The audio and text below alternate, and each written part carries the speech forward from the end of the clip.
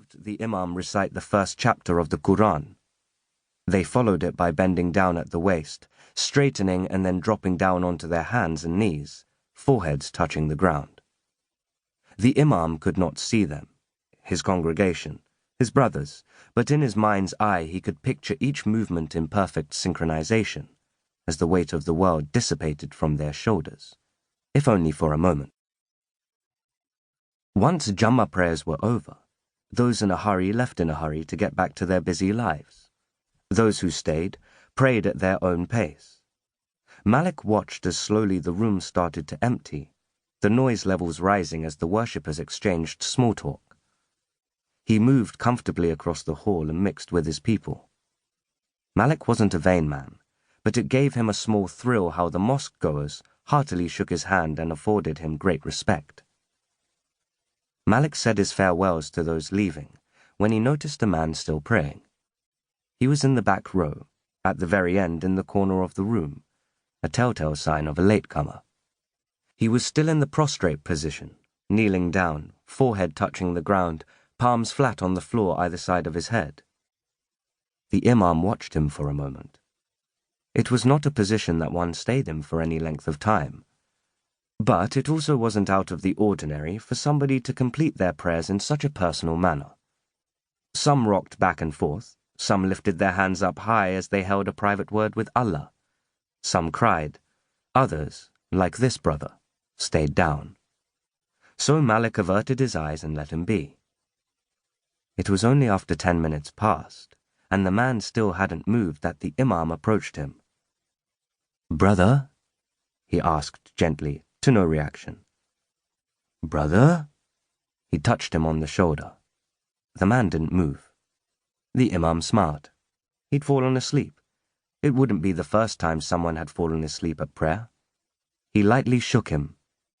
"Wake up, brother." That was when the Imam noticed the cream and red of the new prayer carpet darkening. He took a step back and frowned at the pool of glistening blood soaking into the prayer mat under the man's chest. Chapter 1. Harry. It's never a good way to start the afternoon when your boss is standing at the door to his office and looking at his watch and you know you're 15 minutes late.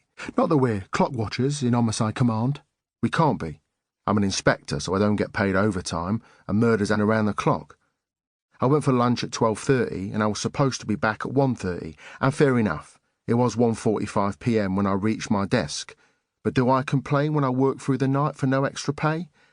Well, yes, I do, but that's not the point. "Harry, can I have a word?" said the super. Phrased like a question, but really he meant, "In my office, now." Superintendent Ken Sherwood, the sheriff they call him, which doesn't make any real sense, because it was the Sheriff of Nottingham and Robin of Sherwood, so really his nickname should be Robin, but I suppose that's not much of a nickname, and cops do love their nicknames. "Right, boss," I said. As soon as I walked into his office, he told me to shut the door, which is never a good sign, but then he waved for me to sit down, so I knew I wasn't going to get a bollocking because he makes you stand for that. I dropped down into one of the two seats facing his desk, and he sat down on his high-backed adjustable swivelling executive chair. Rank has its privileges, right? Superintendent Sherwood is a big man, but ranter-fat, the result of too many years sitting in a comfortable chair. Me, I'm whippet-thin, because I'm at the sharp end of policing. I'm out and about, running myself ragged on behalf of the Homicide and Serious Crime Command. Not many murders are committed inside Peel House, so I'm out and about a lot. The sheriff leant back in his chair and pushed his wireframe reading glasses up his nose. "You ever come across a Mohammed Salim Nasri?" he asked. The name didn't ring a bell, so I shrugged.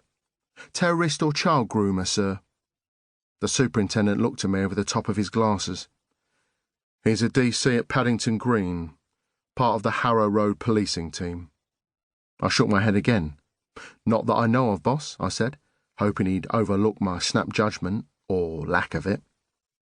"Bit of a high flyer by all accounts," said the superintendent. "He's going to be your bag carrier." I tried to keep my face straight because the sheriff had read several books on body language and done all the interrogation courses. A guy called Mohammed is possibly the last possible person I'd want as my wingman, and that includes W.